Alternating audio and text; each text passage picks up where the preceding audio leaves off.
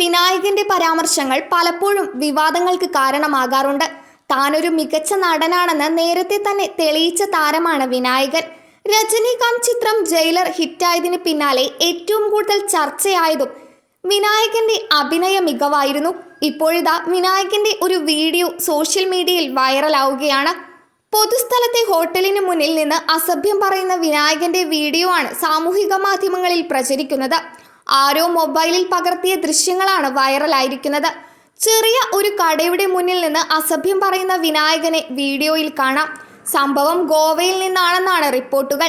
Shooting ആണോ എന്ന് ചോദിച്ച് നിരവധി പേർ കമന്റ് ഇടുന്നുണ്ടെങ്കിലും അല്ലെന്നാണ് പുറത്തുവരുന്ന റിപ്പോർട്ടുകൾ.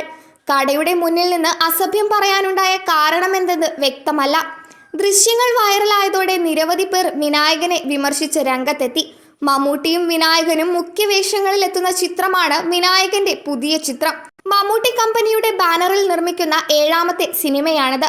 ദുൽഖർ സൽമാന്റെ വേഫറർ ഫിലിംസ് ആണ് ചിത്രം കേരളത്തിൽ വിതരണത്തിനെത്തിക്കുന്നത്. തെക്ക് വടക്കാണ് അവസാനമായി തിയേറ്ററുകളിലെത്തിയ വിനായകൻ ചിത്രം.